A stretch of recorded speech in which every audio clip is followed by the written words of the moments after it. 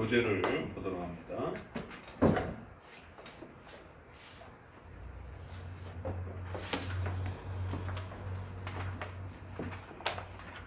저기 교재 있을 거예요. 없는 분. 여기 분이 있을 거예요. 자, 예레미야서 우리가 이사야 말씀을 통해서 선지서를 어떻게 다뤄야 되는지에 대한 기본적인 그 핵심 내용들을 함께 더 살펴봤습니다.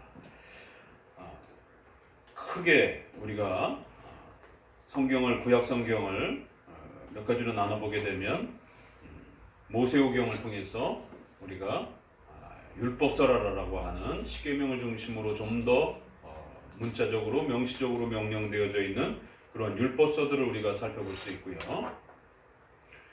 그 다음에 그것이 열왕기 상하, 역대 상하 이런 여러 역사의 이러한 내용들을 통해서 그 말씀이 어떻게 적용되어지고 또 어떻게 실패되어졌는지, 또 백성들이 어떻게 그것을 잘못 적용해서 실패했는지, 그래서 잘 적용한 것과 또 잘못 적용한 것에 대한 이런 다양한 성공과 실패의 역사들을 역사 중심으로 소개한 많은 또 내용들을 우리가 역사서라고 이렇게 또 볼 수가 있습니다.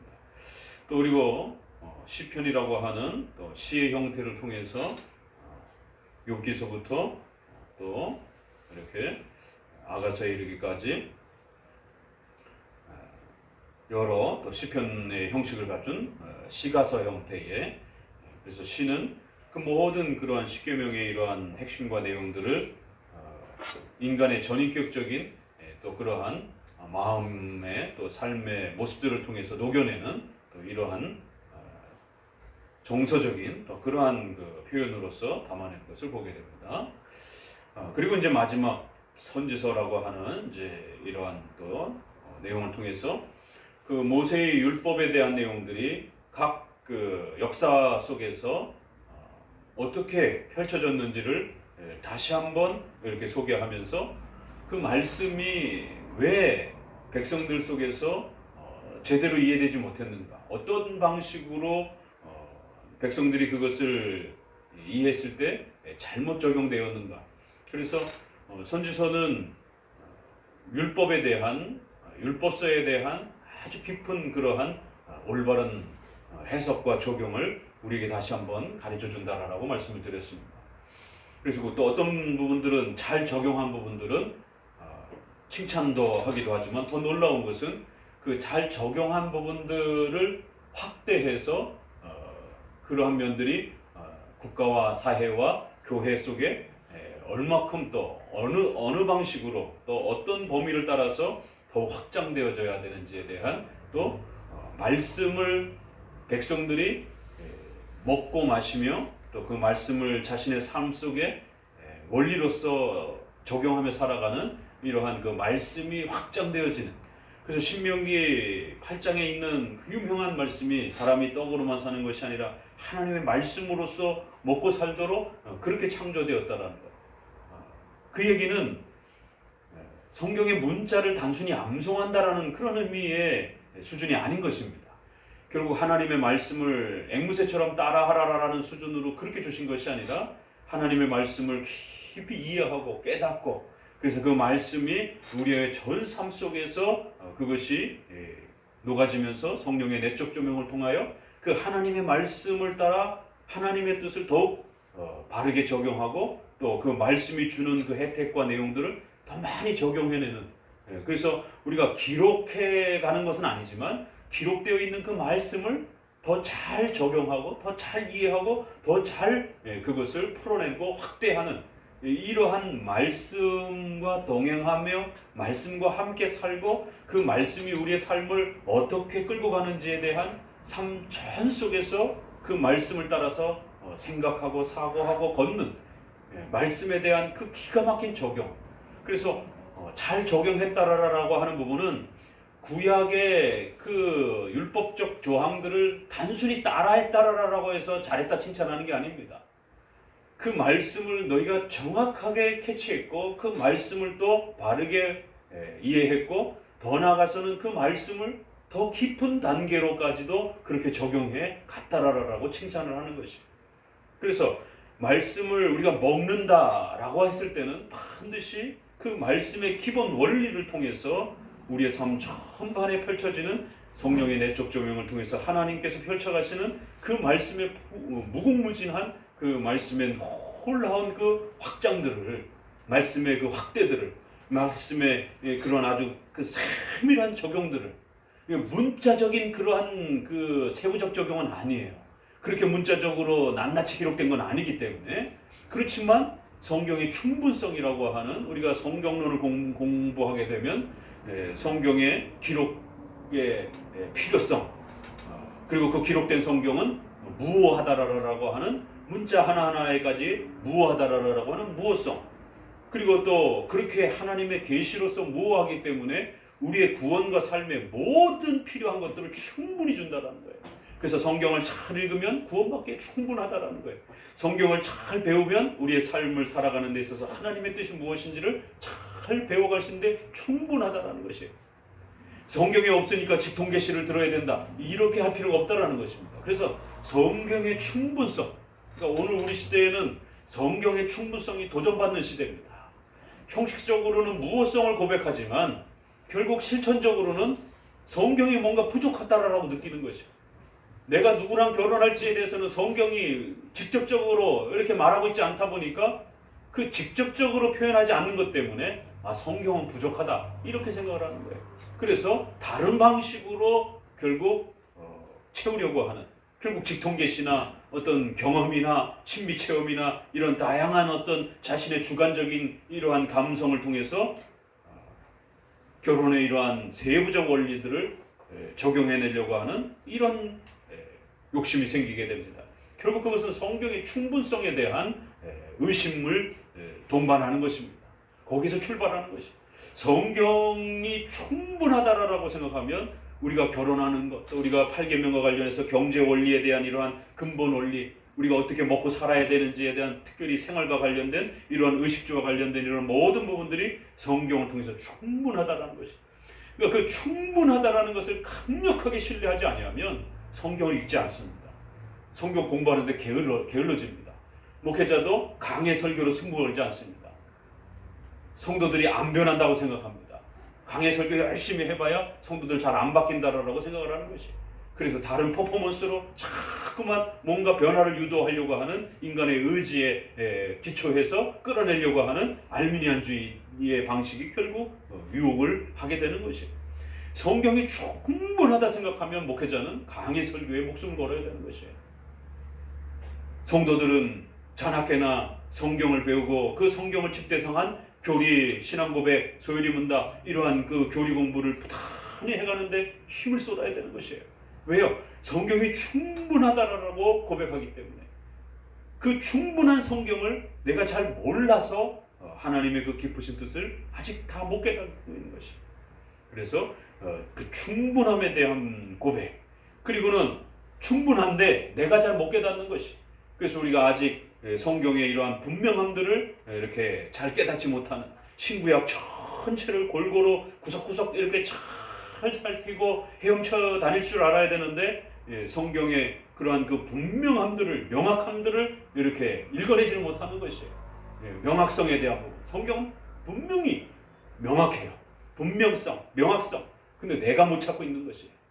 그렇기 때문에 이러한 성경을 체계적으로 잘 이해할 수 있는 원리와 토대만 잘 터득하게 되면 명확성에 이를 수도 있고 충분성에 이를 수도 있고, 그래서 기록 계시만으로서도 얼마든지 우리가 신앙과 삶에 있어서 불필요하지 않는 이러한 그 외에 어떠한 것도 불필요하지 아니하고 오직 성경으로만 우리가 한평생을 사는데 충분하다는 것을 알 수가 있습니다.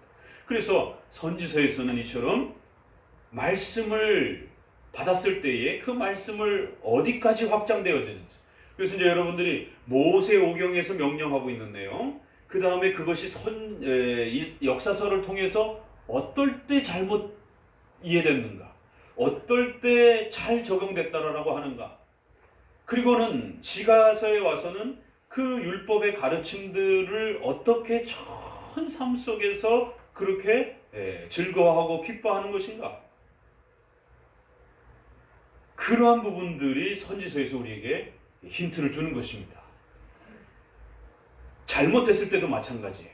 분명히 제사를 드리고 있었는데 왜 잘못됐다라고 이사야 1장 펴자마자 머리끝부터 발끝까지 두들겨 맞아가지고 이제는 나만한 데가 없는데 얼마나 더 두들겨 맞으려고 아직도 정신 못 차리냐. 그런데 거기에 보면 월삭과 안식일과 절기와 그런 모든 부분들을 여전히 잘 행하고 있단 말이에요. 그래서 하나님이 오히려 그들로 하여금 제사 드리려는 모든 그러한 제물 행위들을 성전문을 걸어 잠그고 그들이 못 들어오게 했으면 좋겠다라고. 예배와 제사를 거부하는 아주 충격적인 장면을 우리는 보게 됩니다. 이사야 1장을 펴자마자. 그러면 예배와 제사를 열심히 드리고 있었는데 뭐가 잘못된 건가 도대체? 아주 충격적인 장면은 너희가 많이 기도할지라도 하나님 듣지 않겠다라고, 성도의 기도를 듣지 않겠다라고 선언하시는 것이에요. 선지서 이사야 1장에 너희의 예배, 너희의 기도, 너희의 제사 안 받겠다라고 아주 엄중하게 선언하는 것이에요. 오늘날 교회가 타락하는 이유는 바로 이런 부분에 있는 겁니다. 자꾸 양으로 승부를 걸려고 하고 하나님의 뜻이 무엇인지를 성경을 통해서 헤아리지 못하는, 한쪽은 하나님이 원하시는 규정 원리에 대한 형식을 제대로 이해를 못해서 실수를 하는 것이죠. 한쪽은 내면적인 성령의 인도하심을 따라 우리의 마음을 담아내야 되는 내면적인 그러한 열심과 헌신을 제대로 적용해내지 못해서 또 책망을 받는 것입니다. 이사야라고 해서, 선지서라고 해서 제사의 외적인 형식만 책망하면서 내면적인 것만 강조하는 게 아닙니다. 선지서는 끊임없이 안식일을 회복하라라고 하고 유월절을 회복하라라고 하고 구약의 제사와 절기를 회복하라라고 열심히 명령합니다. 그러면서도 또 한편으로는 제사를 기뻐하지 아니하시고 이런 말들이 막 쏟아져 나오는 거예요. 그러니까 제사라고 하는 이 규정된 명령 아래에서도 한쪽에서는 제사 필요 없다라고 말하는 겁니다. 그딴 식으로 드리려면 제사 필요 없다 이렇게 얘기를 하는 거예요. 이사야 1장부터 제사 중단하라라고 명령하는 거죠. 시편 51편에 하나님은 제사를 기뻐하지 아니하시고 상한 심령을 하나님은 원하신다. 그럼 그렇다고 해서 상한 심령만 원하신다고 해서 절기와 제사 다 폐지하고 성전 예배 다 폐지하고 집에서 그저 신령과 진정으로 열심히 예배만 드리고 있으면 됩니까? 안 되는 것이죠. 그건 그런 의도가 아니죠. 상한 심령을 중심으로 하되 또 그 시대의 의식법으로 예배법으로 규정된 규정 원리를 따라서 철저하게 바르게 제사와 절기를 올바르게 또 지켜가야만 하는 것입니다. 그러니까 이 둘 중에 하나가 빠져서도 안 되고 둘이 잘 조화를 이루어야 된다는 거예요. 그러니까 선지서의 특징이 무엇인지를 잘 이해하시라는 것이, 바로 이처럼 선지서는 역사 속에서 그 율법이 어떻게 서로 충돌을 일으키고 또 조화를 잘 이루었는지 이 부분을 기가 막히게 해석해내고 그것들을 다시 설명해내는 것입니다. 그래서 잘 적용하고 있을 때는 거기서 머무르지 말고 더 깊이 너희들의 전 삶 속으로 그 말씀이 더욱더 기초 원리가 되어서 또 토대가 되어서 너희의 삶의 의식주와 관련해서 경건의 원리와 관련해서 더 높은 수준으로 더 성장해 가라는 것이에요. 또 잘못 적용되어지고 있을 때는 형식을 멀쩡히 지키고 있음에도 불구하고 도대체 뭐가 문제냐라고 했을 때 내적인 그러한 마음의 헌신과 열심도 또 중요한 것이고 또 외적인 형식이 어떤 면에서 또 잘못된 것인지 이런 부분들을 골고루 집중적으로 그렇게 정리해 주는 것입니다. 예를 한번 들어볼까요? 우리가 율법과 관련해서 아주 조금 충격적인 그런 이제 상당히 놀라운 그런 당황하는 그런 신약의 적용은 이러한 적용과 해석에 대한 이런 부분에 있어서 율법에 대한 부분들이 그 자신의 삶 속에 어떤 방식으로 적용되어졌을 때 백성들이 이제 당황하고 오해를 하냐면 고린도서와 디모데서에 그 유명한 목회자 사례비에 대한 문제를 바울이 어디서 끌어옵니까? 사도권에 대한 시비가 계속 논쟁이 되었습니다. 고린도서에서. 그래서 사도의 권위를 무시하고 그래서 끊임없이 사도권에 대한 권위를 변증하고 변화하는 과정에 사례비 문제까지 얘기를 하면서 바울과 다른 사도들도 다 아내를 둘 권리가 있고 또 교회를 통해서 섬김을 받을 모든 권리들이 있는데 내가 그런 것까지 다 자원함으로 포기하고 너희들을 그렇게 목숨을 다해서 섬겼는데 어떻게 나의 사도적 권위를 내 사도적 권위를 보호하고 변증해야 될 사람들은 너희들인데 어떻게 그럴 수가 있느냐라고 그 사도적 권위와 관련된 부분을 소의 입에 멍에를 씌우지 말라라고 하는 그 말씀을 끌어옵니다. 그럼 우리가 신명기에서 소의 입에 멍에를 씌우지 말라라고 하는 1차적인 그러한 부분에 있어서는 가축을 긍휼히 여기라고 하는 분명히 그러한 명시적인 문자적인 명령이 쏟아지는 것입니다. 그런데 그 가축을 가지고 농사를 지을 때는 반드시 그 가축을 다뤄야 하는 노비들이 종들이 또 그의 일을 돕는 그러한 협력자들이 그 일에 참여가 돼야 되는 것입니다. 그러면 반드시 가축에게 배고픔을 달래주도록 그래서 그 벗겨진 입으로 떨어진 곡식들을 나달을 주워 먹으면서 소가 더 힘을 내어서 곡식 위에 이러한 추수를 도와줄 수 있는 것처럼 반드시 그 종들에게도 추수를 돕는 종들에게도 배고픔을 면할 수 있도록 그렇게 돌봐줘야 된다라고 하는 첫 번째는 짐승에 대한 너무 가혹한 학대에 대한 분명히 6계명의 살인에 대한 이런 부분이 명령되어진 것입니다. 그래서 짐승도 너무 가혹하게 자신의 어떤 추수와 농사를 위해서 너무 가혹하게 다루지 말라라고 하는 쉴 때 쉬고 또 먹일 때 먹이고 이래야 훨씬 더 가축이 이 일을 잘 도와줄 수 있다는 것이죠.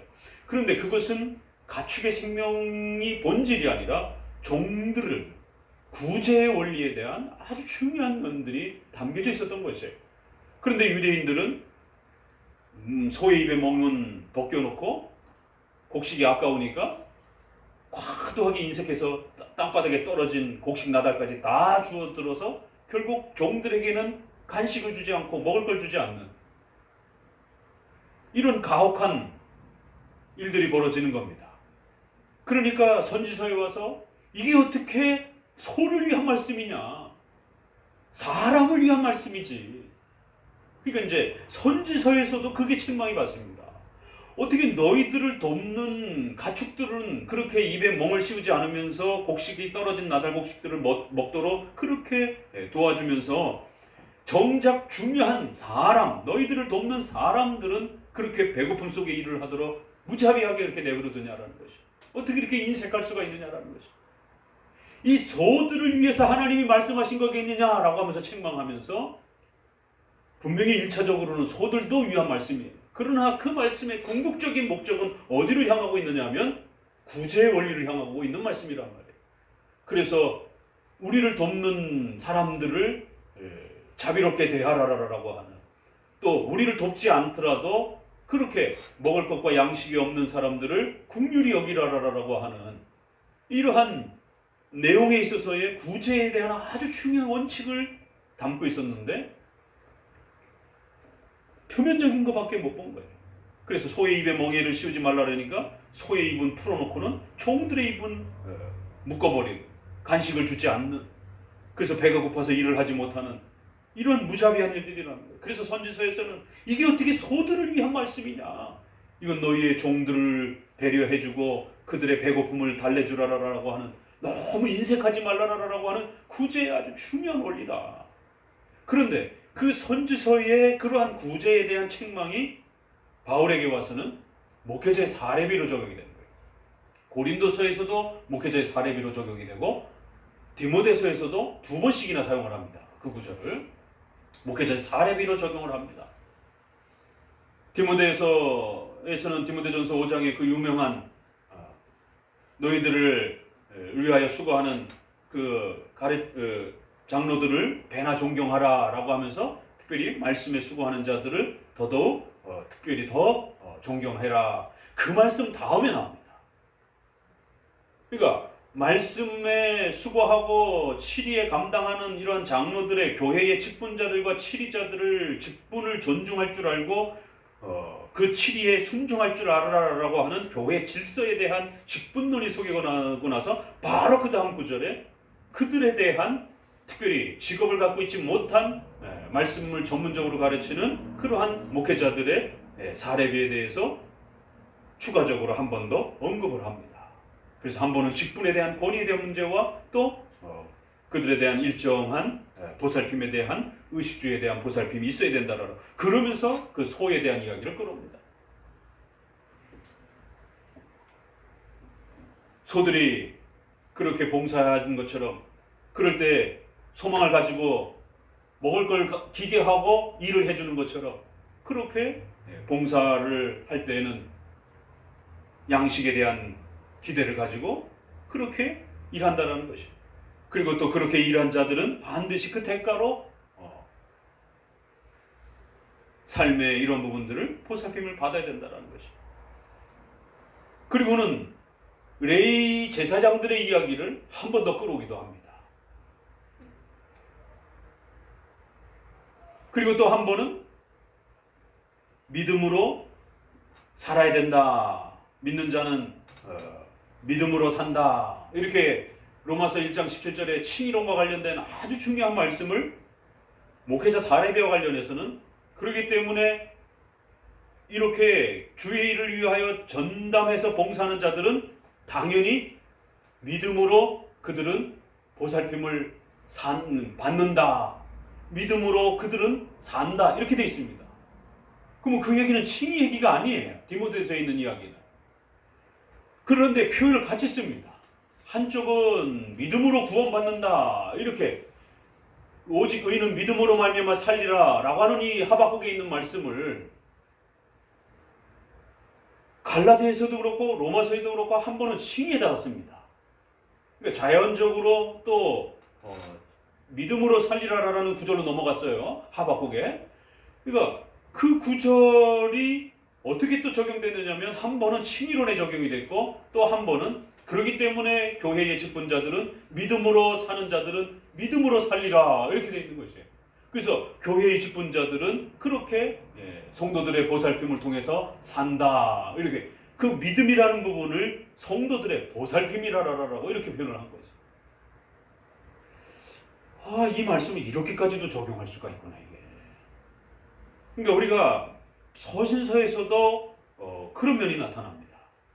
그러니까 이제 우리가 성경의 문자적인 그 단편적인 것만 보다 보면 성경의 그 풍성함들을 더 깊이 들어가지 못하는 거예요. 그리고 추론할 수 있는 정도로 신구약을 이렇게 모든 성경을 추적해 가면서 볼 수 있으면 그래도 상당한 수준에 이른 것입니다.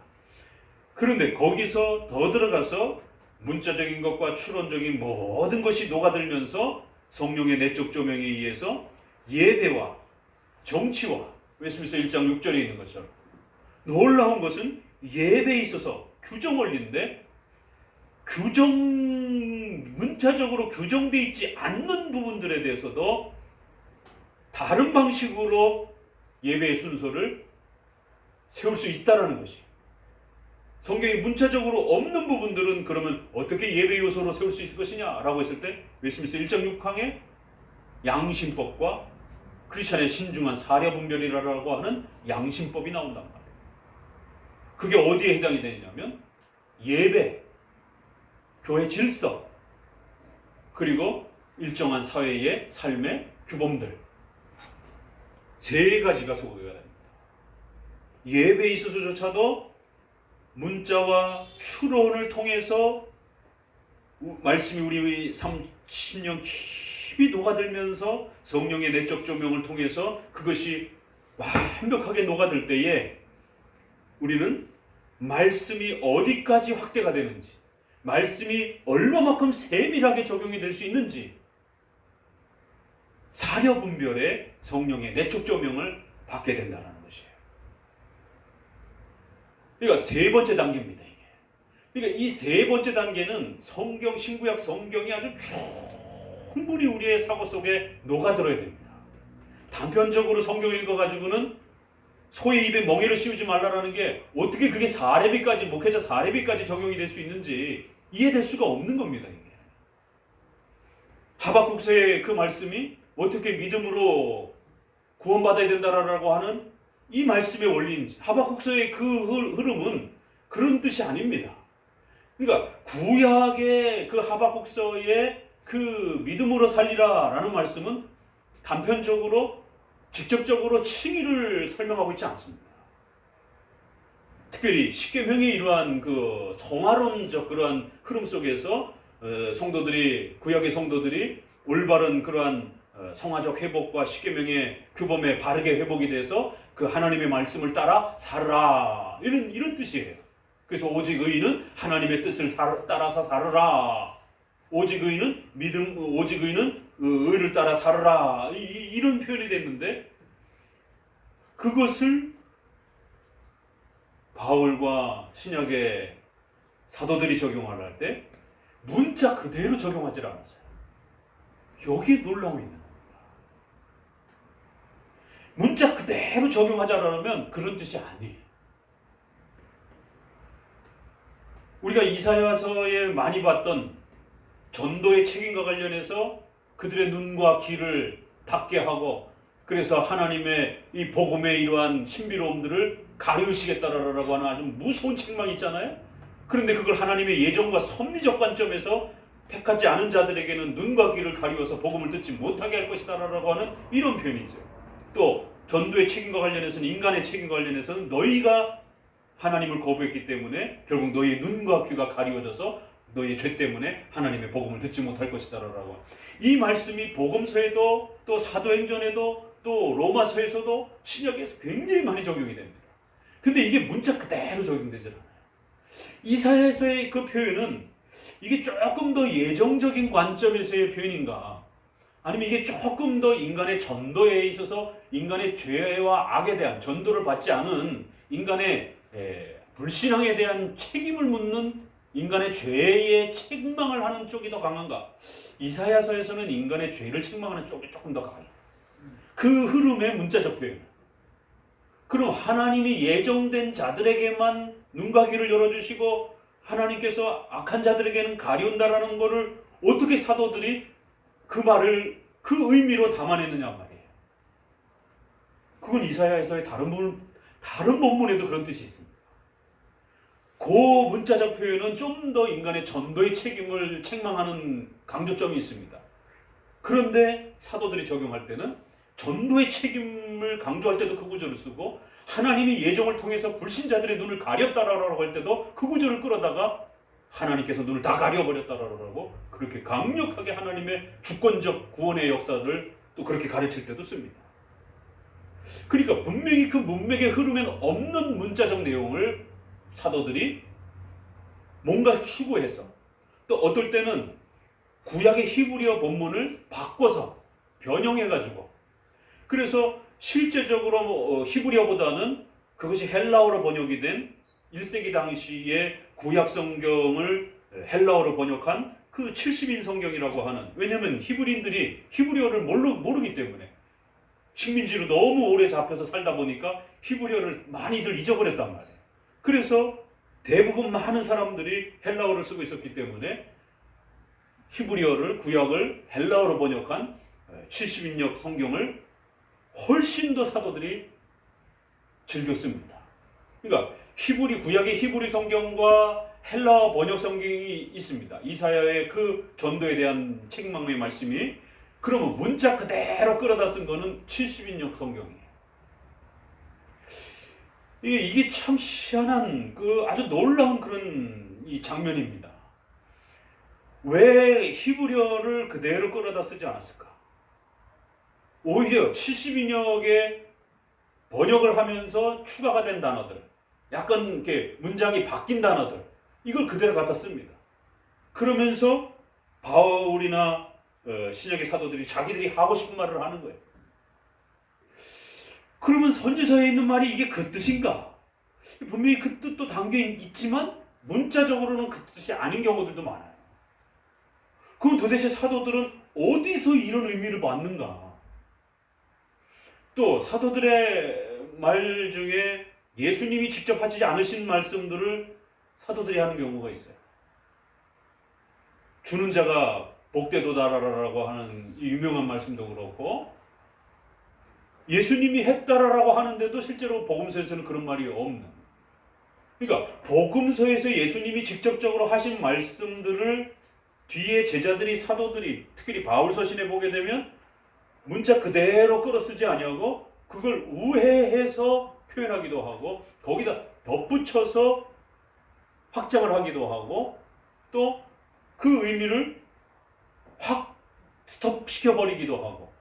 왜냐하면 사도행전에 나타났던 수많은 그 방언이라든가 이런 어떤 초자연적 역사와 관련되어서 그러면 바울 서신과 관련된 후대 시간에 이것이 어떻게 더 연속돼야 되는 것인가에 대한 그 내용을 다룰 때는 아예 언급도 안 해버립니다.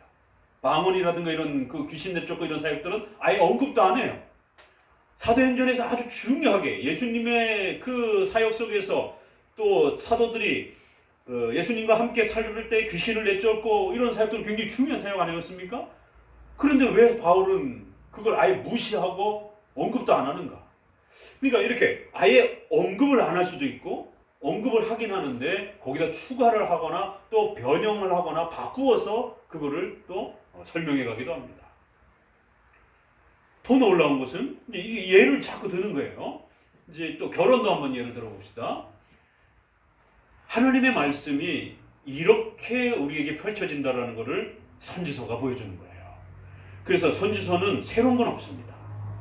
모세오경을 따라서 기본적으로 가는 것이고 그 모세오경이 실패적으로 적용되어졌을 때의 역사서에서의 그 부분들을 왕과 그 시대의 백성들 속에서 선지자가 살았기 때문에 그 시대 백성들에게 책망하고 또 방향을 잡아가면서 결국 무엇이 잘못 적용됐는지 또 그럼 어떻게 그걸 적용해 가야 되는지 그걸 계속 설명해 가는 것이. 이제 또 어떤 경우가 있느냐면 계대 결혼 같은 경우도 보세요. 어떻게 말씀이 확장이 되느냐면 창세기에서는 계대 결혼의 계자도 안 나옵니다. 명령의 어떤 그 내용이 없습니다. 느닷없이 38장에 그렇게 형수를 취해서 아들을 낳아주라라고 형이 죽었으니까 그 의무를 다하지 않자 하나님이 오난을 죽여버렸어요. 이거 분명히 계대결혼인데 38장 앞 어디에도 형이 죽었기 때문에 동생이 형수를 취해서 자녀를 낳아야 된다는 천사를 통해서든가 무슨 직통계시를 통해서라든가 족장의 명령을 통해서라든가 족장이 다 그 시대는 선지자였으니까 어디든 명령이 없습니다. 그런데 느닷없이 38장에 그것이 등장이 되었고 그걸 어긴 것 때문에 죽었다라고 나오는 것이에요.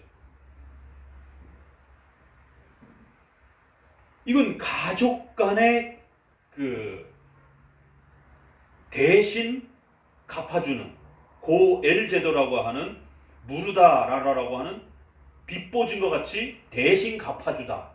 그래서 자손을 낳을 수 있도록 대신 형의 남편으로서의 그런 의무를 동생이 대신 형수에게 해주는 것이에요.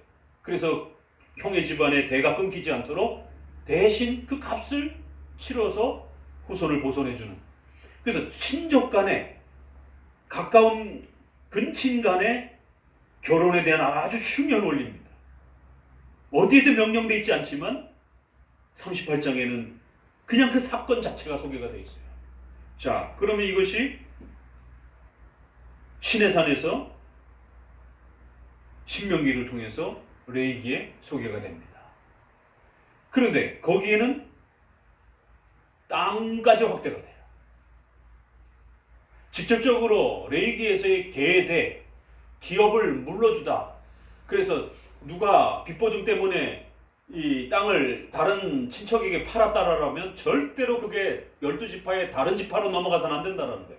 왜냐하면 반드시 하나님이 준 땅은 그 각 지파에 머물러 있어야 되기 때문에. 그래서 각 지파의 친척들이 대신 돈을 빌려주는 것이에요. 담보를 갖고 그 토지를 담보로 잡고 그래서 50년이라든가 10년이 되면 돌려주는 겁니다. 그럴 때에 친척이 그 빚에 대한 부분들을 보증금을 돈을 다시 돌려주고 토지를 찾아올 수가 있는 거죠.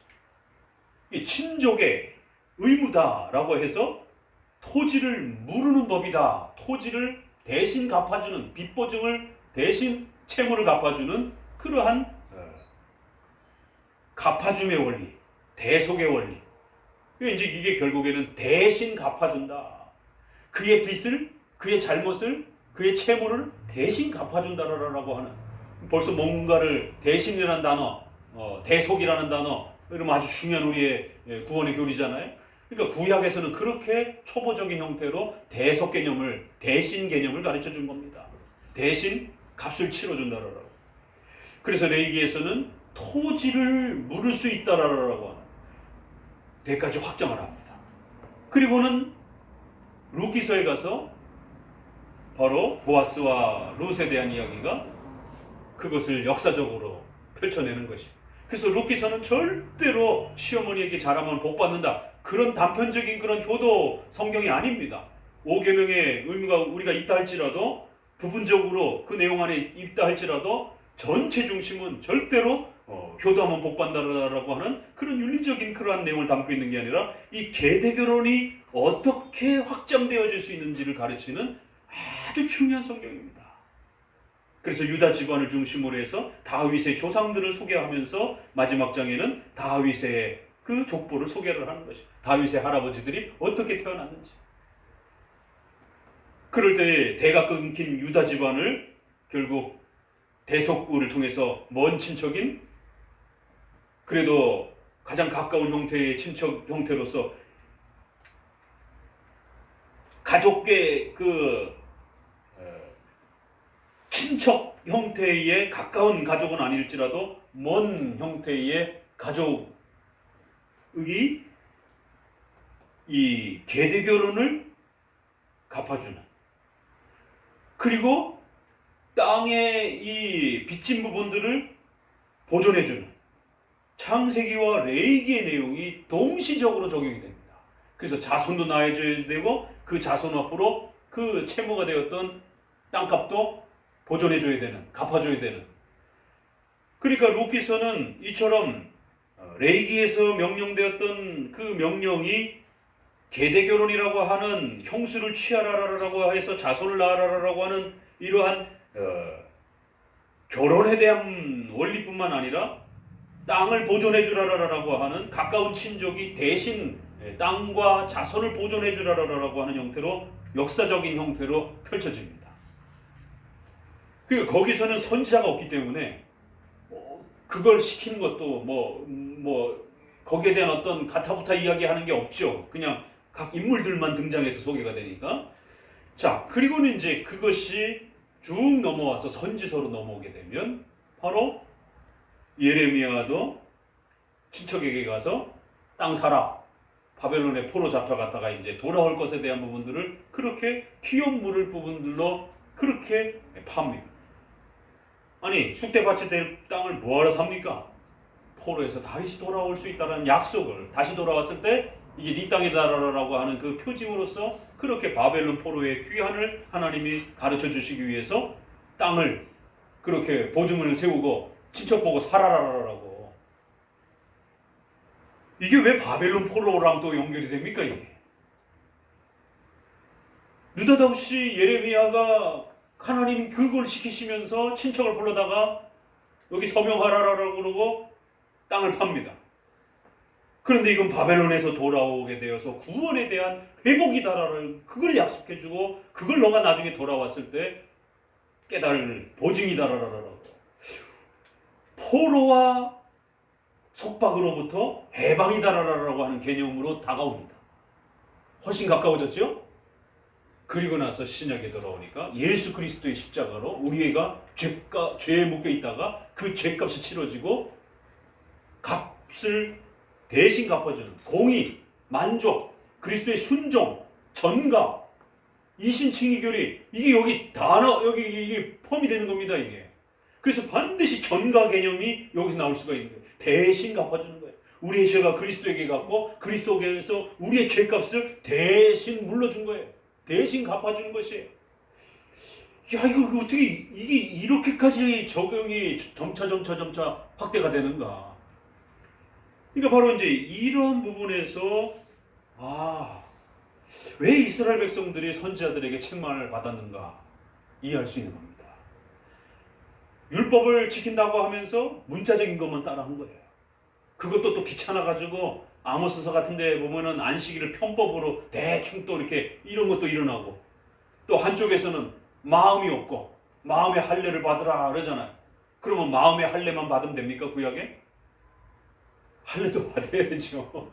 그러니까 문자에 마음의 할례를 받아라, 마음의 할례가 중요한 거다라고 구약에서 읽을 때, 그러니까 마음의 할례만 받아도 된다 이렇게 말하면 안 되는 겁니다. 예수님이 오시기 전까지는 반드시 외적인 할례를 받아야 되는 거예요. 모세도 외적인 할례를 안 받아갖고 죽을 뻔했단 말이에요. 자손이 할례를 안 받았기 때문에. 선지서를 여러분들이 어떻게 읽어내야 되는 것인지를 배우는 것이에요. 자, 한 번만 더 예를 들어봅시다. 이제 이렇게 주제별로, 그래서 율법에서 말하는 그 주제를 보시고, 역사서에서 그 주제를 보시고, 그 다음에 시가서에서 그 주제를 보시고, 선지서에서 그 주제를 보시고, 그 다음에 신약에 와서 그 주제를 보세요. 그래서 신구약 통일성 아래, 또 구약에도 율법이 세워지는 시내산을 통해서 명시적으로 성문법, 율법이 기록되어지는 그 시점과 그 전하고도 또 비교를 좀 해보셔야 되고, 또 그 명시적인 기록된 문자의 율법이 시가서에 와서 지정의라고 하는 인간의 이 온 마음과 정서를 통하여 어떻게 녹아드는지에 대한 부분들도 또 한번 비교해서 보는 것이에요. 하나만 더 들어봅시다. 이제 결혼장과 관련해서 또 역시 들어봅시다. 그러면 결혼과 관련해서 계대결혼도 풀어내기가 굉장히 어렵지만, 더더욱 우리가 해석해내기가 어려운 게 구약의 일부 다처의 형태를 취하고 있는 모습들이 굉장히 많단 말이에요. 그런데도 복을 받았다 이렇게 나온다. 솔로몬은 뭐 1000명이나 된다 이렇게 표현이 되고, 그 유명한 다윗조차도 굉장히 많은 부인을 두고 있잖아요. 그런데도 하나님 앞에 복을 받는 이런 장면들을 보게 됩니다. 오늘날의 윤리 기준으로 보게 되면 일반적인 도둑질이나 뭐 탐욕이나 이런 것보다도 부부의 신의를 어기고 간음을 행하는 이런 죄들은 일반 윤리에 있어서도 앞쪽에 속해 있고, 또 삶의 이러한 전반적인 이러한 그 삶의 원리 안에서도 보게 되면 이게 틀어지면 다 틀어져 버리잖아요. 사람이 죽기도 하고, 그러니까 막 생명이 왔다 갔다 하는 그런 엄청난 영향력을 끼치는 이러한 부부간의 간음에 대한 문제, 이런 부분들이 어떻게 구약에서는 수많은 부인들을 허락하고 오히려 또 그걸 복처럼 이렇게 얘기를 하고 있는가? 근데 분명히 레위기에서는 일부 일처를 또 얘기를 합니다. 그래서 절대로 자매를 한꺼번에 취하지 말 것이며, 그러면 당장 누가 걸려요? 자매를 한꺼번에 취하지 말 것이며, 이러면 제일 먼저 걸리는 사람이 야곱. 라헬과 레아가 언니 동생이잖아요. 그것도 이종 사촌에다가. 그러니까 야곱이 몇 개나 걸리나 보세요. 이종 사촌에다가 어머니 쪽 외삼촌의 딸들이기 때문에 근친 결혼이 된단 말이에요. 이종 사촌이 된단 말이에요. 그럼 아버지 이삭과 리브가는, 이삭이 삼촌입니다. 라반과 같은 형태가 되고, 리브가가 이제 그 밑에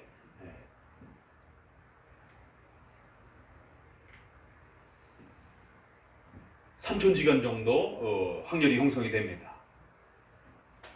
여기는 사촌, 이종 사촌 형태가 되는 거예요. 거기다가 자매를 한꺼번에 취한 이런 형태가 되는 거고,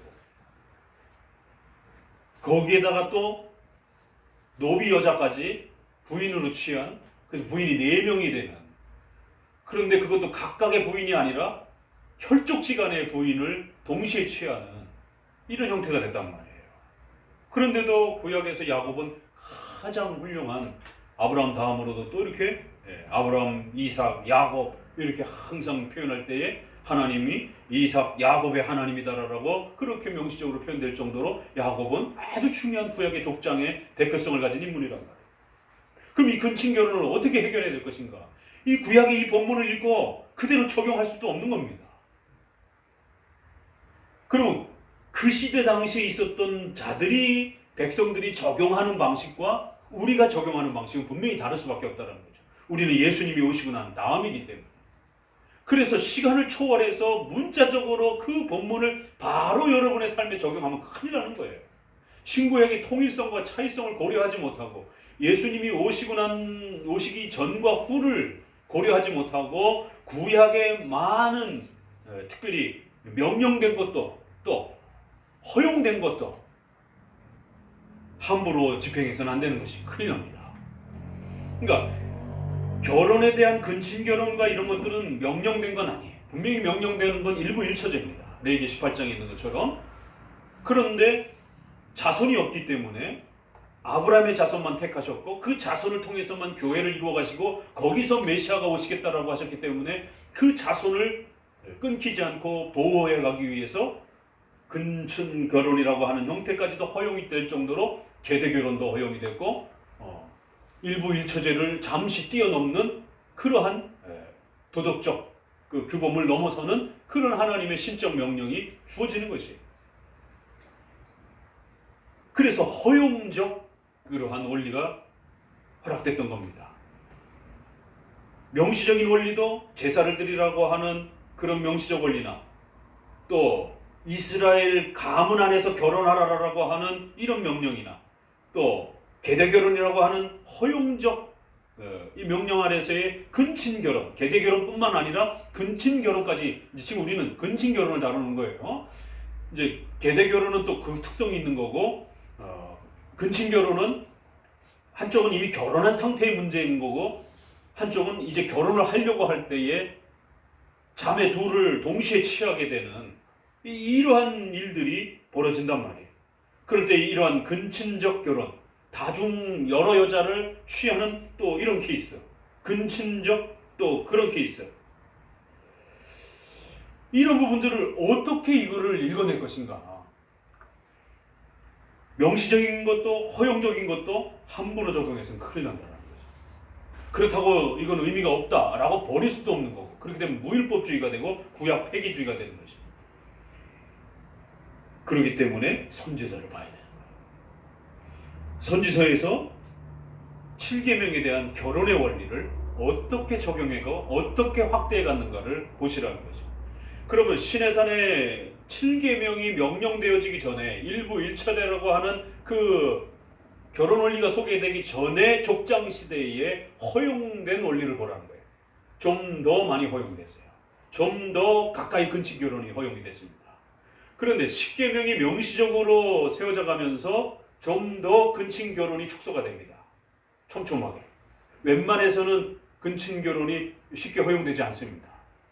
그럼 어디에도 근친결혼을 이제 됐으니까 하지 말아라. 아니면 더 해도 된다. 이런 어떤 구절들은 명확하게 없습니다.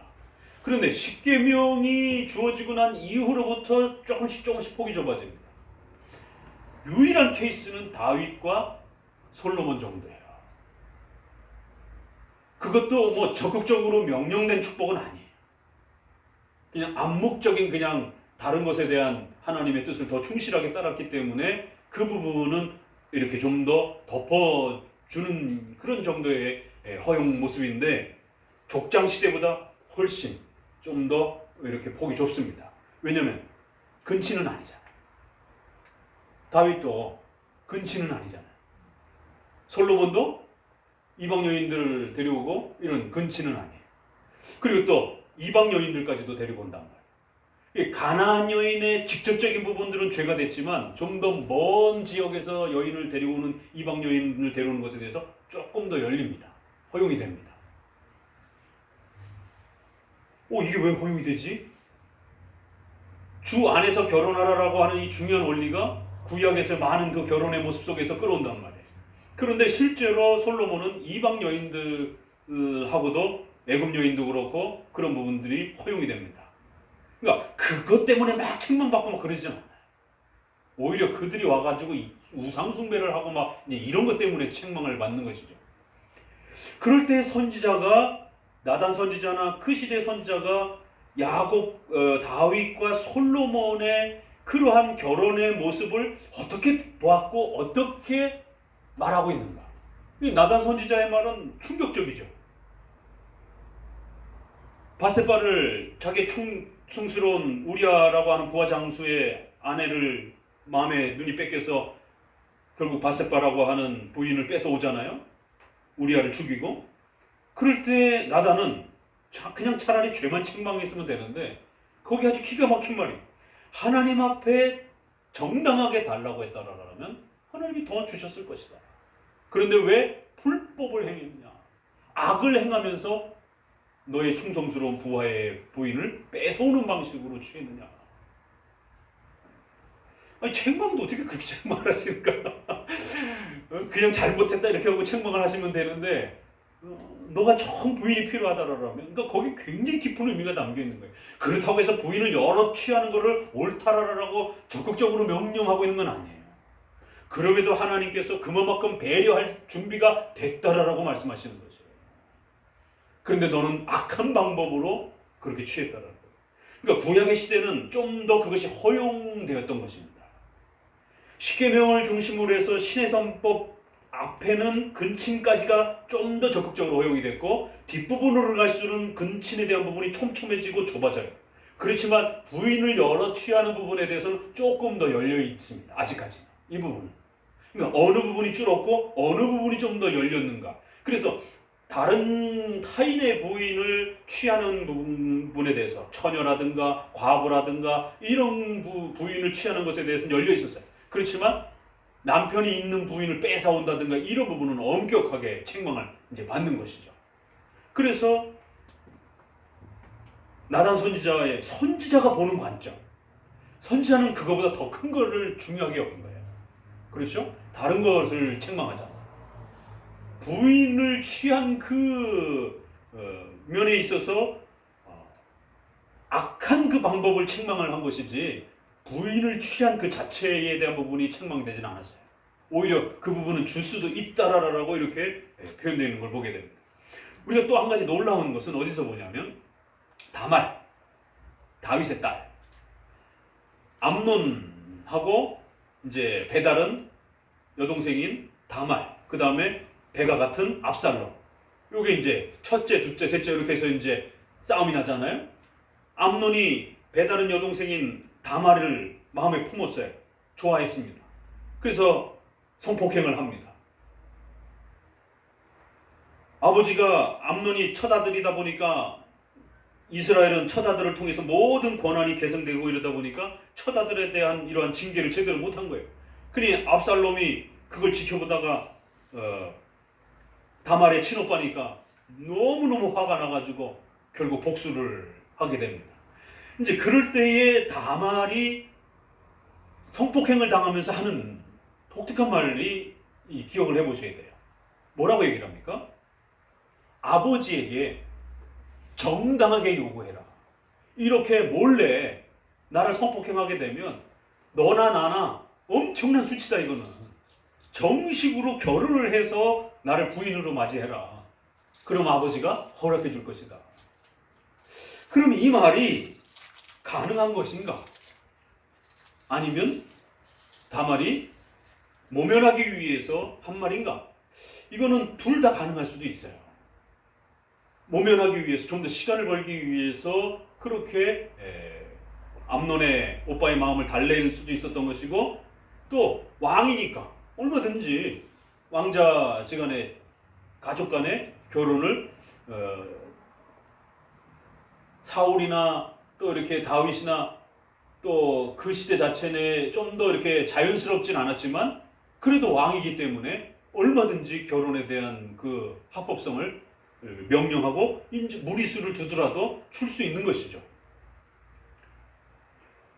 그러니까 적어도 그렇게 적용되어질 수 있었다는 거죠. 그래서 다말은 두 가지 내용이 다 들어있을 수도 있는 것이고 두 가지를 다 생각하면서 고려하면서 암논이 절대로 부끄러운 방식으로 성폭행의 방식으로 자기를 취하지 못하도록 강력하게 저항을 합니다. 제발 아버지에게 부탁해서 우리가 합법적으로 결혼할 수 있도록 해라. 그랬더니 달게 들어서 성폭행을 했습니다. 그리고 난 다음에 더 심각한 건 버려버리잖아요. 마음이 식어가지고 동생을 버려버린단 말이에요. 그러니까 다말이 더 화를 내면서 이건 네가 나를 성폭행한 것보다 더 심각한 일이다. 성폭행 당한 여자가 이스라엘 문화 속에서 어떤 취급을 받는지 완전히 삶을 회복하지 못하고 이렇게 버려진 자처럼 이렇게 취급되어지는, 그걸 생각하게 되면 다말은 엄청난 수치를 각오해야 되는, 그러니까 차라리 나를 너의 부인으로 취해라라라고. 이건 더 악한 일이다. 그러니까 두 번째 말을 보게 되면 우리가 다말의 그러한 자신의 이 사회적인 이 위신과 이런 모든 생명에 대한 이런 모든 부분들을 보존하기 위해서 다말이 결혼제도라라고 하는 이 부분을 7계명과 관련해서 어떻게 자신의 삶 속에 그 성폭행이라고 하는 그 특수사건 속에서 그 순식간에 일어나는 그 상황 속에서 그 7계명을 가지고 하나님의 뜻 앞에서 어떻게 이 사건들을 적용하고 모면하고 또 그걸 피해가려고 애를 썼는가. 한편으로는 피해를 당할 거예요. 또 피해를 당한 다음에 어떻게 또 수습책을 해야 되는지, 그건 아주 굉장히 놀라운, 아주 짧은 시간 안에 일어나는 사건이었지만 다말의 그 해결책들은 굉장히 중요한 해결책이었고 정당한 해결책이었고 맞는 해결책이었던 것이에요. 7계명이 당연히 정상관계에서 일부 일처로서 그렇게 결혼이 합법적으로 되어야만이 가장 아름답지만 허용적 원리에서 모세 이혼 증서를 써줄 수 있었던 것처럼 어떤 불법적인 결혼이 일어났을 때, 좀 더 합법적이지 않은 결혼이 일어났을 때 수습의 방식으로 더 큰 악이 발생되지 않도록 그거를 막기 위해서 수습하는 방식으로 성폭행이 일어났다라면 결혼을 짝을 지어서 살 수 있도록, 그래야 여성이 생명이라든가 삶의 그러한 피해를, 더 큰 피해를 막을 수 있는 것이기 때문에, 야, 7계명을 어떻게 다말이 이렇게까지 깊은 단계까지 이해했고 또 자신의 이러한 아주 지금 사느냐 죽느냐라고 하는 이 엄청난 위기 앞에 그 7계명을 붙들고 매달린 겁니다. 성폭행을 당하기 전에도 그랬고 당하고 난 다음에도 그걸 수습하는 과정 속에서도 7계명을 기본으로 해서 수습한 거예요. 그래서 될 수 있으면 그 오빠의 어찌됐든 사건은 벌어지고 터진 거기 때문에 결국 아버지한테 허락을 받아서 부인으로서, 그 오빠의 부인으로서 살아갈 수 있도록, 그러면은 공주로서 다른 방식으로 살게 됐으면 훨씬 더 퀄리티가 존중을 받았겠지만 그렇게 못 살더라도 어찌됐든 최소한 부인이라고 하는, 남편이 있는 부인이라고 하는 사회적 그런 안전망 속에서 다말은 얼마든지 살아갈 수 있었단 말이에요. 그러니까 다말은 7계명을 신속하게 이해했고 신속하게 그거를 자신의 삶을 보호하고 지켜내는 데에 강력하게 그걸 기준으로 움직였단 말이에요. 여러분 그러실 수 있을 것 같아요. 10계명이 얼마나 놀라운 것인가. 그러니까 우리가 10계명을 모르니까 먼 발치 바라보듯이 그냥 그 10계명의 맛있음을, 10계명이 얼마나 영의 양식이 있는지를 먹지를 못하는 거예요. 쫄쫄 굶고 뼈만 남아있는데도, 자신의 생명이 위협에 다가오는데도 10계명을 절묘하게 그렇게 풀어내면서 우리의 삶을 영의 양식으로서 그렇게 하나님의 뜻을 펼쳐내는, 또 그러한 원리로서 그 말씀이 시적절하게 서지를 못하고 해석되어지지 못하고 적용되어지지 못하는 거예요. 구약의 계대결혼을 적용해야 되나? 아니면 근친결혼을 적용해야 되나? 일부 다처를 적용을 해야 되나? 쩔쩔매는 거죠. 이걸 어떻게 해야 되는 거지?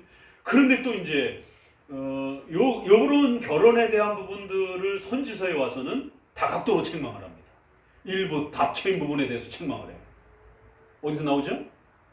아주 강력하게 부인을 열어둔 것에 대해서 아주 막 호되게 책망하잖아요. 응? 선지서예요. 선지서. 학계. 응? 학계에서. 학계에서.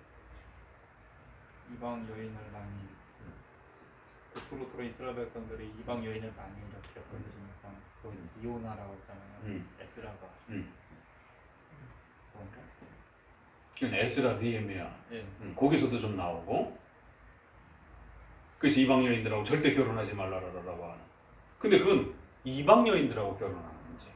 여러 부인을 두는 문제보다도 이방 여인을 하고 결혼하는 문제. 그러니까 이것도 아니 다른 때는 그러니까 솔로몬에게는 허락이 됐는데 왜 이 이방 여인하고 결혼하는 게 이 부분에서 문제가 되지? 그러니까 구약에서 우리가 헷갈리고 어려운 게 또 이 부분도 마찬가지예요. 어떨 때는 왕들이 이방 여인과 결혼하는 거에 대해서 허용을 합니다. 근데 어떨 때는 또 에스라 느헤미야서처럼 머리털을 다 뽑아야죠. 그리고는 쫓아내버리라고 이혼해버리라고 얘기를 하는 것이.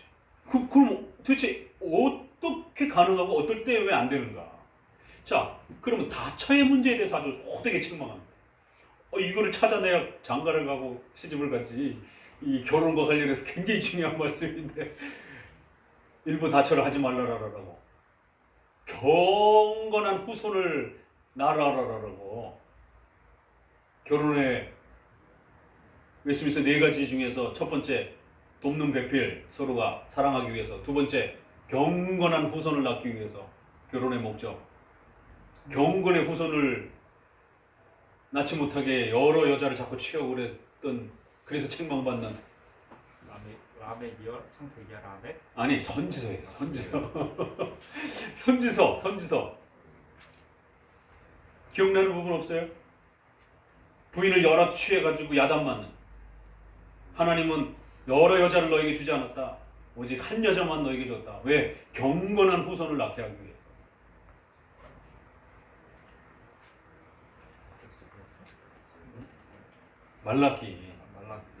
말라기는 11조 문제하고 일부 다처 문제. 이 2개만 기억하면 돼. 이 2개가 기가 막히잖아요. 선지서를 끝내면서 어떻게 끝내요? 예배 회복하라라고. 그러니까 11조 이야기는 예배를 대표하고 있는 겁니다. 11조 도둑질했다 이러면서 예배와 제사가 망가졌다라는 걸 대표하는 것이에요. 한쪽은 윤리와 삶에 대한 성화 부분이 망가졌다라고 십계명의 딥한 얘기를 결혼 부분으로 끄집어서 대표성을 갖고 끌어온 거예요. 영이 유효하실지라도 많을지라도 하나님은 한 여인만 창조하셔서 너에게 줬다라고 하는. 왜? 경건한 후손을 낳는. 왜요? 남자는 여러 여자를 통해서 자식을 낳는 건 더러운 것이다라고 하나. 경건하지 않다라는 거예요. 짐승은 그렇지 않잖아요. 새끼를 많이 내면 그게 다 재산인데. 그런데 인간만 여러 여자를 통해서 자손을 아무리 많이 보더라도 자손이 많은 게 중요한 게 아니라는 거예요. 하나님 앞에서는. 굉장히 중요한 원리잖아요. 자손이 많은 게 중요한 게 아니고 거룩한 자손이 중요하다라는 거예요. 그럼 거룩한 자손은 반드시 일부 일처 형태를 통해서 태어나는 자손만이 경건한 자손이라는 거죠. 굉장히 아주 놀라운 7계명이 이렇게, 그것도 구약에서. 구약은 일부 다처가 지금 허용되고 있는 그런 시절인데, 그런데 10계명을 중심으로 해서 근친결혼은 조금 더 좁아졌어요. 그러니까 다말의 그 사건도 보편적인 사건은 아닌 거예요. 그래서 다말이 모면하기 위해서 좀 더 이렇게 할 수도 있는 겁니다. 그게 일반적인 그런 보편적인 그런 모습은 근친간에 그렇게 일어나는 거를 당연시해도 될 정도로의 그런 케이스는 별로 없단 말이에요. 그러니까 모면하기 위해서 또 왕이 허락하면 또 가능하긴 하니까 그래서 아주 좁아졌어요. 사례도 없고. 그런데 일부 다처 형태는 조금 열려 있어요. 그리고 또 다처가 열려 있음에도 불구하고 선지서에 와서는 엄히 책망하면서 한 여인에게만 결혼 관계를 유지해라. 자, 그러면 이제 정리하면서 신약으로 넘어갑시다. 그 창세기나 또 이런 말씀을 예수님이 마태복음 19장에서 그대로 끌어다가 하나님이 쫙 쥐어주신 이 표현을 그대로 쓰잖아요. 사람이 함부로 나눠서는 안 된다. 그리고 디모데서에서도 결혼은 더러운 것이다라고 하는, 혼자 살아가는 게 훨씬 낫다라고 하는 이러한 성에 대한 아주 부정적인 이러한 사고들이 팽배하는 유대주의 속에 강력하게 그걸 거부해버리잖아요. 성은 거룩한 것이다. 성은 부부 안에서 만들어지는, 결혼 안에서 만들어지는 성은 가장 아름다운 선물이다라고 하나님이 주신 선물이라고. 그래서 말씀과 기도로 거룩하여지고 얼마든지 받아도 된다라고. 오히려 혼인을 더럽다라고 취급하는, 그게 귀신의 가르침이다라고. 강력하게 그 혼인에 대한 부분을 싸워갑니다. 여기서 뭐가 문제예요? 결혼을 안 하려고 그래. 그러니까 우리가 구약에서 보았던 그 사태하고는 전혀 또 다른 장면이, 전혀 다른 상황이, 당혹스러운 장면이 다가온 거예요. 아예 여기는 결혼을 안 하고 그냥 혼자 살겠다라는 거예요. 결혼은 더러워지는 것이다라는 거예요. 아니 구약에서는 많이 결혼하고 자손을 많이 낳고 여러 여성을 두는 부분에 대해서도 허용이 될 정도로 이렇게 굉장히 좀 느슨한 부분이 있었는데, 신약에 와서는 오히려 아예 결혼 그 자체를 더럽게 취급하는, 그래서 거기에 대해서 강력하게 저항하면서 결혼은 거룩한 것이다, 속히 결혼하라라. 그리고는 과부와 재혼에 대한 이런 부분들이 모세의 이혼 증서 외에는 이걸 어떻게 풀어가야 되는지 적극적으로 설명이 없는데, 디모데서도 그렇고 고린도서에도 그렇고 젊은 여인은 전임 봉사자가 되지 말고 반드시 재혼하라라. 그래서 교회의 그런 전담 여자 봉사자로 받지 말라라고 하는 디모데서의 교회 질서와 관련해서 젊은 여성들은 반드시 시집가서 아이를 낳고 가정을 키워가라라고 하는 이 재혼의 적극성과 재혼의 합법성에 대한, 그러니까 이제 구약에는 불법적인 형태로 일어났을 때에 그걸 대처하는 방식으로 재혼에 대한 부분이 좀 소극적으로 좀 이렇게 있는 경우가 거의 있잖아요. 그렇죠? 그런데 신약에서는 사별이든지 간음과 유기 외에 이렇게 간음 정도, 예수님이 설명한 것은 사실 간음밖에 없어요. 유기는 적극적으로 예수님의 설명 속에는 안 나옵니다. 간음 외에 이렇게. 그러면 예수님의 말씀도 그렇고 바울의 말도 적극적으로 재혼이 합법적이다라고 하는 적극적 명령으로 바뀌어버렸어요. 가톨릭은 이걸 이해를 못하니까 절대 이혼 금지, 절대 이제 피임 금지, 이런 극단적인 결혼의 원리들이 나오는 거지. 그럴 때 우리는 합법적으로 혼자 되게 되면 적극적으로 재혼이 명령되어질 수 있다라고. 단순한 허용적 보호책 수준이 아니에요. 적극적으로 결혼을 시도하라라고 하는. 그래서 홀로 된 그런 남자나 여자는 반드시 또 새로운 사람과 얼마든지 적극적으로 새로운 가정을 꾸려도 먼저 배우자에게 미안한 것도 아니고 또 죄를 짓는 것도 아니고 얼마든지 새로운 가정으로서 한 여자와 한 남자의 개념이 이런 거구나. 그래서 이제 카톨릭이나 우리나 종교개혁 시대 때 가장 많이 싸운 문장 중에 하나가 뭐냐면, 또 우리 안에 이제 개혁주의자들 안에도 한 남자와 한 여자라라고 하는 웨스트민스터의 이 부분을 어떻게 잡아야 되는가? 왜냐하면 디모데서에 한 남자의 아내일 것이며, 이 부분을 어떻게 해석해야 될 것인가? 그래서 엄격하게 해석하시는 분들은 구약의 대제사장 개념처럼, 제사장 개념처럼 처녀하고 결혼을 했다, 이렇게 적용을 해버린 거예요. 실제로 웨스트민스터 논의 때도, 논쟁 때도 이제 이게 논의가 됩니다. 그래서 목회자는 처녀하고만 결혼해야 된다. 재혼녀나 이러한 여성들하고 결혼하게 되면 목회 안수 줄 수 없다. 성은 더러운 것은 아니다까지는 수용했는데 재혼은 더럽다고 생각합니다. 이것까지는 아직 이렇게 적극적으로 이렇게 성경 해석이, 적용이 확대가 되지 못한 거예요. 멈칫하는 거예요. 그래, 재혼은 허락할게. 그러면 성도들이 재혼하는 것까지는 뭐라 안 그러겠다. 근데 목회자가 재혼을 해? 이거는 쉽게 목사 안수를 줘야 되느냐 말아야 되느냐와 관련해서 굉장히 이제 첨예한 논쟁이, 카톨릭에서는 이미 벌써 다 선을 걷버렸잖아요. 그렇죠? 아예 안 된다라고. 그런데 우리 안에서도 그 부분을 아직 충분히 소화해내지 못한 이제 이런 목회자들이, 장로님들이 회의를 할 때 이게 가능할까? 그래도 목회자네. 아직도 그래도 목회자네. 결혼과 관련해서 이런 좀 소위 말해서 흠이 있다라고 생각합니다. 더럽다라고 생각합니다. 모자르다라고 생각합니다. 그래서 처녀 결혼한 목회자만이 목사 안수 받을 수 있다라고 하는 한 남자의 아내를 그렇게 해석합니다. 그래서 한 남자의 아내를 재혼한 경우로서 확대를 못하고, 그럴 때 이제 이거를 적극적으로 해석하신 분들은 한 남자란 일생의 한 남자의 아내란 일생의 한 여자만 둔다 그런 뜻은 아니다. 이게 두 여자가 될 수도 있고 세 여자가 될 수도 있다. 합법적으로 사별을 했다라는. 그래서 죽었다든가 배우자가 또 어떤 이유 때문에 배우자의 부정 때문에 합법적으로 이혼이 됐다든가. 그래서 로마서 7장에도 보게 되면 상대방이 죽었을 때 그 율법과 관련해서도 결혼해서 끌어오잖아요. 자유케 된다라고. 합법성이 깨진다라고. 풀어진다라고.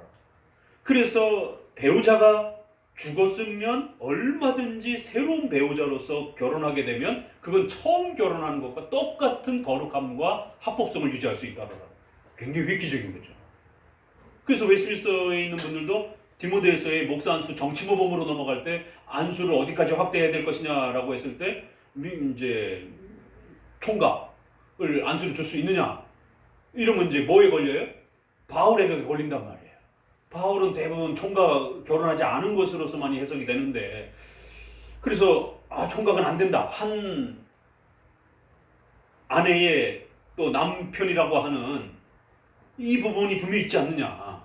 그렇기 때문에 결혼해야 된다. 또 하나는 한 남자의 아내라고 하는 이 표현 때문에 결국 두 명의 여성이 평생에 있어서는 안 된다. 죽든 뭐가 되든 살아있어서 여러 명을 결혼을 배우자를 두든 아니면 죽고 나서 다음 여자를 취하든 그 사람의 목회자의 생애에서 두 명의 여자는 안 된다는 거예요. 오로지 처녀의 결혼으로서만 허락되고 만약에 흑사병이라든가 이렇게 죽었어요. 그럼 혼자 살으라는 거예요. 혼자 목회 감당하라는 거예요. 근데 칼빈이라든가 칼빈은 과부랑 결혼했잖아요. 또 종교개혁의 많은 분들이 배자도 2번 결혼했어요. 사별하고 난 다음에 노년에. 그러니까 종교개혁 선조들의 삶 속에는 엄연히 재혼한 그런 경우들이 분명히 있는데 한 남자의 아내라고 하는 그 해석을 단지 한 명이라고 해석한 게 아니라 지금 결혼 상태를 유지하고 있는 그 현 상태가 합법적이냐 성결하고 거룩하냐를 문제를 따지는 것이지 중혼이 된 상태냐 아니냐를 따지는 것이지 이게 결혼의 경험이 있느냐 없느냐 여성을 취한 경험이 있느냐 없느냐가 아니다. 이건. 그래서 결국에는 웨스민스터는 이제 소수 의견이 그런 부분이 있었지만 밀어내고 이건 그렇게 해석해서는 안 되고 이건 현재의 그가 합법적으로 교회외법상 성경의 원리상 거룩함이라고 하는 한 남자와 한 여자라고 하는 그 관계성을 지금 유지하고 있느냐가 이 해석의 종점이다라고 하는. 그렇기 때문에 재혼이든 어떤 형태로든 두 번째, 세 번째든 결혼을 한 여자로서 유지하고 있다라면 그건 얼마든지 합법적이고 거룩한 거고 그러니까 당연히 목사 안수도 줘야 된다라고 하는. 놀랍죠. 근데 그게 우리 실생활에 직결됩니다. 이거 잘못 해석하게 돼. 목사 이제 결혼 못해. 사모님 일찍 돌아가시고 이런 일이 벌어지면 그런 심각한 일이 벌어질 수 있는 거죠. 그러니까 어떤 부분의 해석을 확장시켜 가다가 그것이 방향이 틀어지게 되면 의식주와 관련된 삶에도 아주 치명적인 어떤 영향을 끼치게 되고 경건과 관련해서도 굉장히 심각한 일이 벌어질 수 있다는 거예요. 9계명도 마찬가지고 8계명 이런 각각의 그런 주제들이 이렇게 족장시대, 율법의 그런 신해산 명령시대 그 다음에 그것이 좀 더 선지서 시대에 어떻게 확장되어지고 어떻게 세밀화되어서 그것이 이렇게 소위 말해서 다시 한번 그것이 적용되어지고 가르쳐지는가. 그리고 그것이 신약에 와서 예수님이 팔복이라든가 이러한 그 산상수훈의 말씀에 보게 되면 십계명을 전부 다 다시 해석해내시잖아요. 이런 유대주의자들이 해석하는 원리하고는 전혀 다른 방식으로 또 해석하고는 그 내용. 또 그걸 받아서 바울이라든가 사도들이 훨씬 더 확장해서 해석하는. 그래서 이제 바울의 고린도서 7장은 거기까지 얘기해 드려야 돼요. 거기서도 혼자 살겠다. 결혼은 더러운 것이다.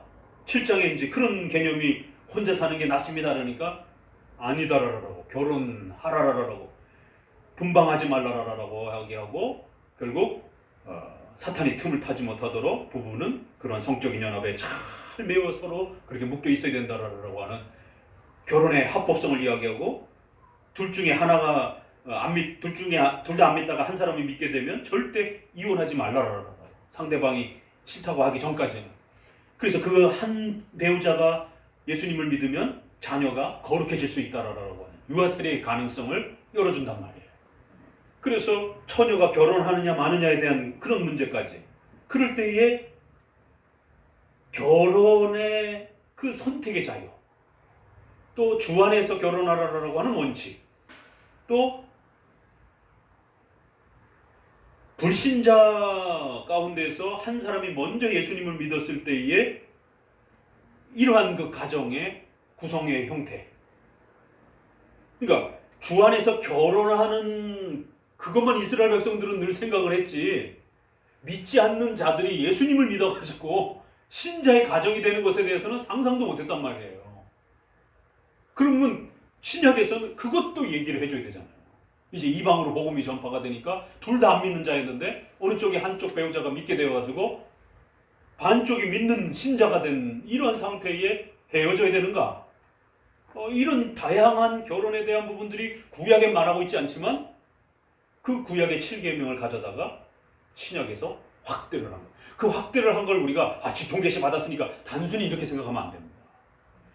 유기적 영감이기 때문에 또 직통계시를 통해서 명령한 것도 있고, 사도 바울이 이건 내 생각이요 라고 하면서 고민하면서 하나님의 뜻을 또 나름대로 이렇게 확대해가는 것을 보게 됩니다. 이건 권고요, 명령은 아니고 이러면서 그러나 우리가 봤을 땐 다 명령인 것이죠. 그렇지만 바울이 그거를 제시할 때는 직접적인 명령보다는 본인이 하나님 앞에서 고민하면서 그 구약의 7계명을 어디까지 연결을 해야 될고 어디까지 확대를 해야 될까를 말씀을 가지고 분석하다가 이건 여기까지도 확대가 될 수도 있겠구나 라고 하면서 권면을 하면서 유기에 대한 부분이 이제 나옵니다. 그래서 간음과 유기가 이혼의 합법성을 가질 수 있는 그런 경우로서 바울 서신에서 이제 근거로 따라 붙는 겁니다. 그렇기 때문에 웨스민스터는 간음 외에 유기까지 합법적인 이혼의 사유로서 그렇게 교리에 명시적으로 담아준 겁니다. 그러니까 고린도서 7장에서 이렇게 다양한 결혼의 케이스에 대한 이런 형태들이 구약에는 명시적으로 없는 이런 부분들이 신약에 와서 굉장히 이렇게 놀랍도록 확대가 되어지나. 그래서 다양한 케이스에 실제적으로 그들을 도와줄 수 있도록 하나님의 뜻으로서 어떻게 그거를 확대하고 받아들여야 되는지, 구약에는 명시적으로 없을 때 하나님의 뜻을 결혼과 관련해서 내가 어떻게 찾아야 되는지에 대해서 그렇게 성경을 통해서 확대가 되어가는. 그럼 이제 계시록으로서 끝나고 난 이후에 우리는 더더욱 그 말씀의 기본 원리를 또 우리가 잘 간직하면서 우리의 삶 속에서 성령의 내적 조명을 따라 어떻게 또 확장해 가야 될지를 우리 시대에 고민을 해야 됩니다. 다만 우리는 기록 영감의 그런 또 시대하고 시작하고는 조금 더 다른 방식으로 접근을 해야 되겠죠. 이미 다 기록 계시가 끝난 상태이기 때문에 그 사도 시대에는 혹시라도 확대이면서도 또 하나님께서 환상이라든가 직접 음성을 통해서도 또 이렇게 주실 수도 있는 또 여지가 있는 것이고, 그러나 우리는 온전히 말씀을 녹여내서 확대해야 되는, 적용해야 되는 그런 방식으로서만 우리는 할 수가 있는 것이죠. 그러니까 이러한 그 신구약의 중간쯤에 서 있는 게 선지자예요. 흐름상으로도 그렇고 원리상에서도 그렇고. 그래서 이런 원리를 사도들이 정확하게 이해해갖고 선지서를 끌어올 때 그냥 문자대로 끌어오지도 않고 그걸 막 바꾸어서 새롭게 첨가를 해서, 그래서 70인역을 오히려 더 즐겨 끌어다가 써가면서 자기가 지금 말하고 싶어하는 오직 의인은 믿음으로 말미암아 살리라는 말씀을 그 구절에다가 갖다 막 맞추는 거예요. 근데 그게 다 맞는 거예요. 억지로 끼워 맞춘 게 아니고. 그러니까 마태복음이나 로마서라든가 갈라디아서 보면 구약이 굉장히 많잖아요. 그거를 이제 고민하면서 읽어보세요. 그 인용된 구절들을 보면서 이 구절이 이 흐름에 맞나 이게? 갑자기 여기 소의 입에 멍이를 씌우지 말라는 게 이게 지금 사도권 권위 갖고 막 싸우다가 갑자기 느닷없이 그 소 멍에 씌우는 이야기를 확 가지고 끌어온단 말이에요. 이렇게 확대 적용할 수 있구나 이게. 이거를 막 확대 적용하게 되면 자칫 잘못하면 알레고리가 될 수가 있죠. 여기저기 막 그냥 아무데나 막 적용할 수 있는. 근데 너무 지나치게 문자적으로만 끌어오게 되면 어떻게 돼요? 폐쇄적인 형태로 문자주의에 빠져버리게 되는 거죠.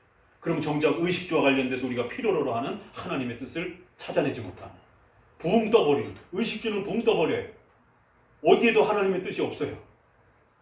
이러면 이제 직통계시에 빠져버리게 됩니다. 신비주의에 빠져버리게 됩니다.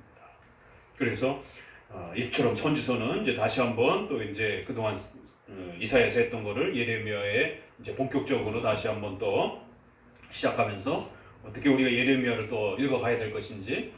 그런데 이제 예레미야는 그런 면에서 이사야하고는 좀 방향성이 좀 다르다라는 거죠.